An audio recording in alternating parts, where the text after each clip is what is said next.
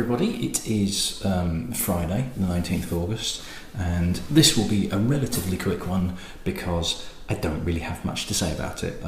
So we're on dram number 208. We continue our Canadian run, and this particular one is Ellington Reserve, which is an 8-year-old, apparently, 8-year-old Canadian whiskey. It's a blended whiskey, so it's a combination of corn and rye and barley. I don't know what the makeup is because I can find very, very little information on this whatsoever. So this was one of the miniatures that I purchased at Total Wine and More in Orlando when I was there on holiday earlier this year. God, I wish I was back there. I think this was 99 cents for the miniature. This is what the full-size bottle looks like. You're looking at about $15 to $17 a bottle, so not the most expensive whiskey in the world. I can't find anything about it. I don't know who makes it, what the recipe is, where it's made, who releases it, that sort of thing. This seems to be one of these that are heavily promoted by Total Wine and More, and they're quite heavily involved in the Terra Pure whiskies and some of the cheaper end of these sort of mainstream brands that are made by bottling companies. So it's stock bought from other distilleries. It's kind of shipped in tankers into America. It's bottled up, or various plants in America. It's bottled and labelled up and then shipped out to, I think they're almost like exclusives to Total Wine, and they're sold for $15 and $12 and $20 for the premium one, and it's like the cheaper end of the market. So I have actually had a bottle of this. I can remember buying this quite a few years ago, and it wasn't that bad. It was okay. That's about all I've got to say on it. That really is. The other thing is plastic bottle, so which is always a bit of a dodgy sign on a miniature anyway. When it's a 75cl, that's an even more of a dodgy sign, but a plastic miniature is always a little bit ropey. And it is possible that, see, I've never had it happen, but I haven't had that many plastic miniatures, but I have heard stories that plastic miniatures are more susceptible to actually affecting the flavour of the whiskey inside, less because of the actual seal and more because of the plastic itself. So, fingers crossed, it doesn't affect the flavour. If I could get the lid back on, that'd be alright. So, to be honest, I'm not expecting too much out of this. I think it's fairly high corn, possibly even 70-80%, something like that. And essentially the corn is a neutral spirit. It's not, considering it's supposedly aged for 8 years, it's not particularly deep in colour as well. Now, Canadian whiskey is certainly less stringent than Scotch, and even more stringent than American whiskies as well, in that as we found when I had the Alberta Dark Rye, that was I think it's 92% has to be Canadian whiskey to be called Canadian whiskey on the label. But then after that you can actually add other stuff. So the Alberta Dark Rye or Dark Batch, Alberta Dark Batch, was like 92% Canadian rye whiskey, 7% or 7%, what was it, bourbon from, I forget, but it was bourbon from somewhere, and then 1% sherry, actual sherry. So the Canadian whiskey, you can add other things into it and still call it Canadian whiskey. But for something that's been aged 8 years, that says finely distilled and aged to perfection in charred oak barrels for 8 years. I mean, that doesn't really narrow down. This aging produces a mellow, smooth flavour for the discerning whiskey connoisseur. Now, as soon as you're marketing it towards discerning whiskey connoisseurs, instantly it's like, well, you don't really know what you're talking about.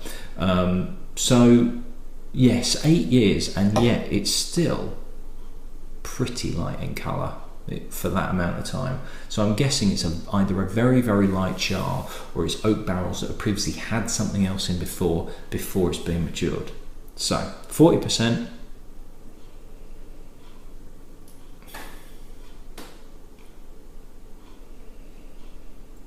Really spirity, almost meth, like almost kind of like white spirits, paint thinner type thing. Very, very little else apart from just almost pure alcohol. It really is harsh and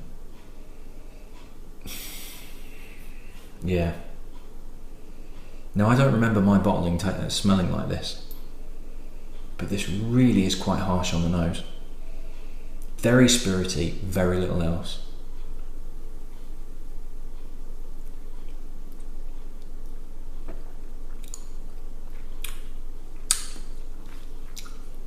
And actually a paint thinner element comes through on the palate as well.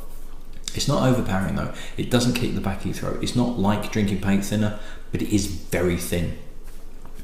There's a bit of toffiness to it. There's a bit of sweetness. It's slightly cloying. It's a bit like very sickly fudge that you would pick up from a seaside resort. I was at Scarborough yesterday with the kids. I've had a couple of days off. It's Friday today. I've had Thursday, Friday this week off. Gorgeous weather yesterday. We hit Scarborough, got to the beach, had fish and chips on the beach, went and played in some arcades, won the kids a couple of little teddy bears. I had a massive ice cream sundae that was far too big, but the kids had ice cream.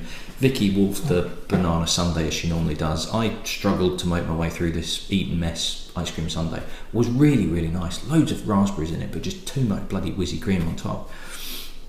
But you've got all these shops on the seafront, and quite a few of them like sell rock and toffee and fudge, and the fudge is like big, thick. I actually saw one place, they had pint glasses full of fudge made to look like beer. So it was like a brown fudge with a white head, almost like a white chocolate fudge on top of it. Looks really good, branded pint glass, all very clever.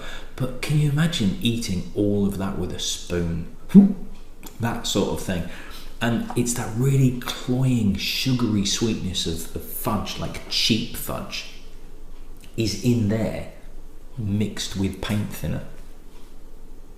It's not awful, because that is making, me describing it that way makes it sound there's much more flavour than there actually is.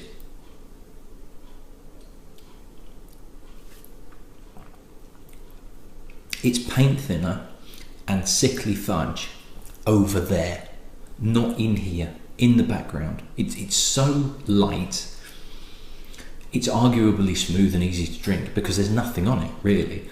But what flavours are there, although they are distant, are either quite spirity and harsh, but doesn't burn the back of your throat, doesn't really kick, doesn't really make you kind of like react to it.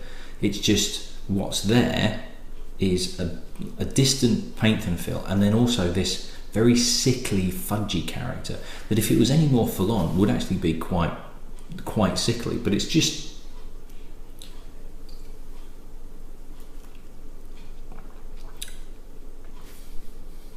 there's not a great deal to it.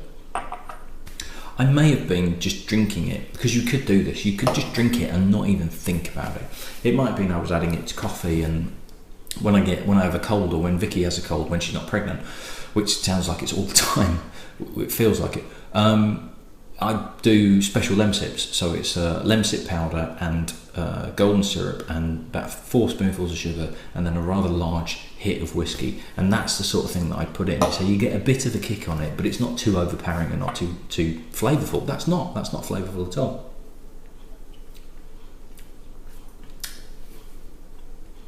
There's nothing. There's not a great deal there. You could get given that, and it's not awful. It's not rank or unpleasant or anything like that, because there's barely anything there. What is there isn't great, but it's so subdued and so mild that it's not really offensive. If the flavours were more full on, I'd be going, Jesus, that's horrible. But because everything's just down to 1 on the scale of 10, it's just a plain spirit, really. Barely even a whiskey. $17 almost seems a little bit expensive for it, to be perfectly honest. 99 cents for a miniature is about right, but $17, I'd put that at about between $10 and $15, to be perfectly honest. Right, so that's that one done. That's 208 done. The next one is going to be a bit more involved, so I'm going to do a quick rinse out and then we'll crack on. Cheers.